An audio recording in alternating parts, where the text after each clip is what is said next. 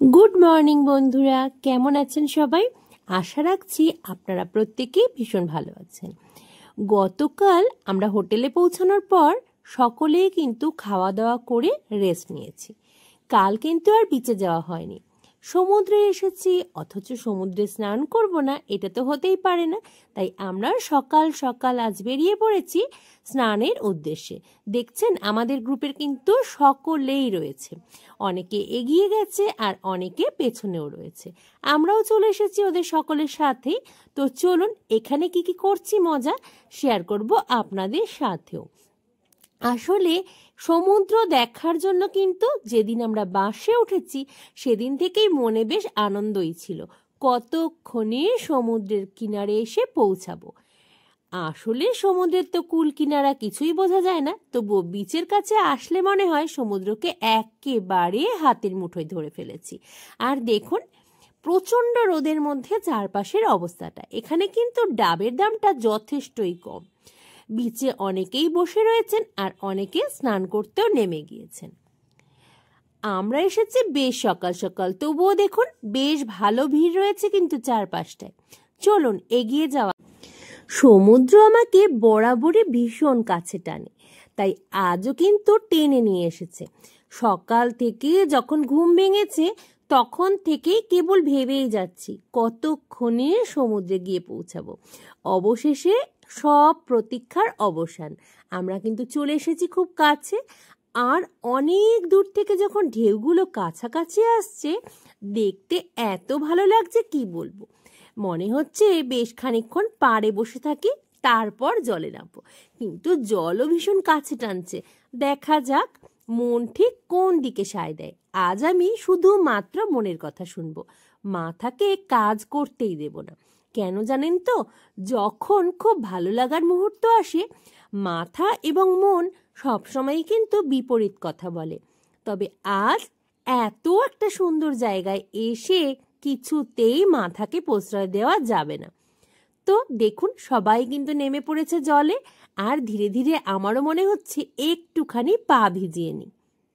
আমার সোনা বাবাও অনেকক্ষণ অপেক্ষা করছে জলে নামবে বলে, ও কিন্তু একেবারে রেডি হয়ে গেছে।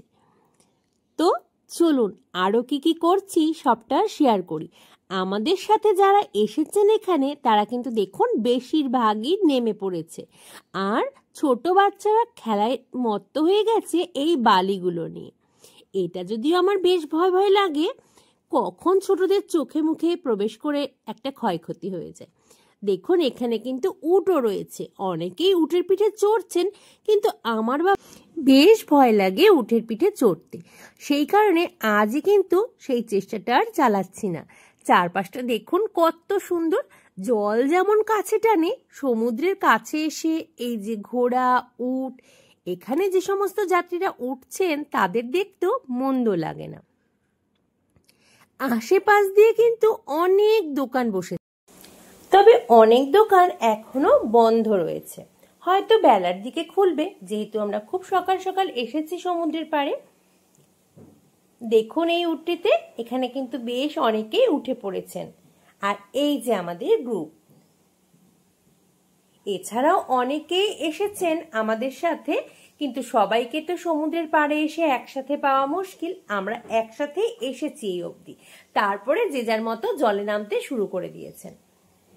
তো এবার কিন্তু আমরাও জলে নামবো, অনেকক্ষণ ধরে ভেবে চলেছি।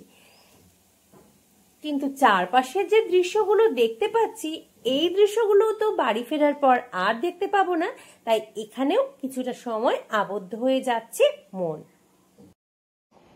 বিচে আসার পর থেকে চারপাশের লোকজন, সমুদ্র, আশেপাশের দোকান দেখতে দেখতে সময় কেটে গেছে।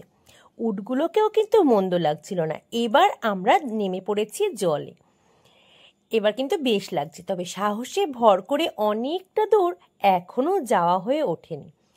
আমাদের সঙ্গে যারা এসেছেন তারা অনেকেই দূরে দূরে গেছেন, কেউ বা আমাদের আশেপাশেই রয়েছেন। আমিও কিন্তু একেবারে কাছাকাছি রয়েছি, আর ঢেউগুলো আপনারা দেখতেই পাচ্ছেন কত সুন্দর। আমরা কিন্তু খুব এনজয় করছি।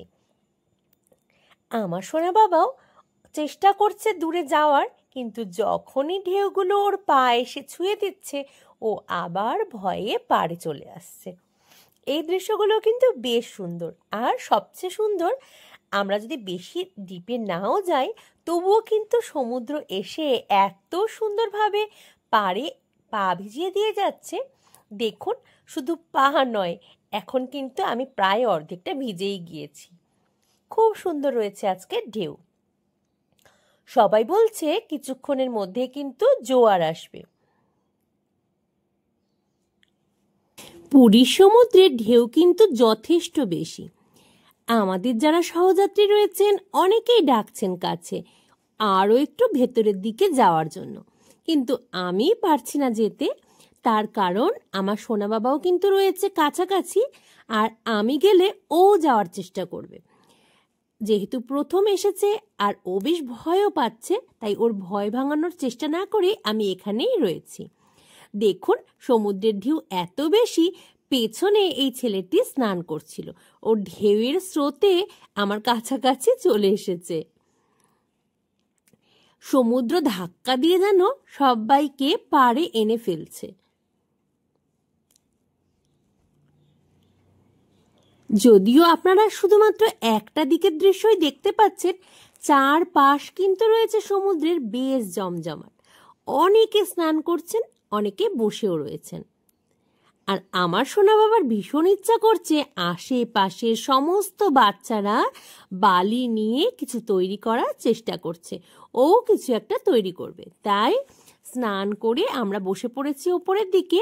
আর দেখুন, এখানে সবাই রয়েছে আর সব বাচ্চারাই মোটামুটি বালি নিয়ে খেলাধুলো করছে।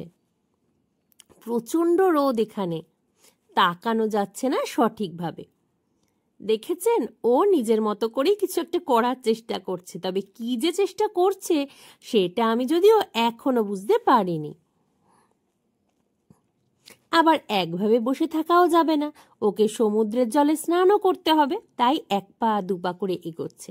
তবে যখন খুব ঢেউটা বেড়ে সামনের দিকে আসছে, ও দৌড়ে পালিয়ে আসছে পাড়ের দিকে। এই দৃশ্যটা কিন্তু আমাকে বেশ আনন্দ দিচ্ছে। দেখেছেন, পাড়ের মধ্যেই লাফাচ্ছে। কারো কাছে হয়তো বা শুনেছে যে যখন ঢেউ আসে ওকে লাফাতে হবে, তাই যেখানে দাঁড়িয়ে রয়েছে সেখানেই লাফালাফি শুরু করে দিচ্ছে। তবে জানেন তো, বিচে আসার পর থেকে একটা জিনিস আমি ভীষণ রকম মিস করছি। সেটা হলো ছোট্ট ছোট্ট লাল কাঁকড়া। দীঘায় যতবার গিয়েছি ছোট ছোট লাল কাঁকড়া, স্টার ফিশ, এগুলো কিন্তু প্রচুর পরিমাণে দেখেছি, কিন্তু এখনো অবধি এখানে এরকম লাল কাঁকড়া দেখা মেলেনি। সকাল থেকে দুপুর অবধি বিচে থেকে স্নান টান সেরে আমরা বাড়ি এসেও ফ্রেশ হয়ে নিয়েছি। আর এবার চলে এসেছি খাবারের জায়গায়, যেখানে পরিবেশন করা হচ্ছে। দেখুন, প্রথমেই পাতে পড়ে গেছে গরম গরম ভাত, সাথে কিন্তু উচ্ছে আলু পোস্ত ভাজা। এটা কিন্তু দারুণ টেস্টি হয়েছে খেতে। যদিও তেঁতোটা আমি খুবই পছন্দ করি, তাই আমার বেশ ভালোই লেগেছে।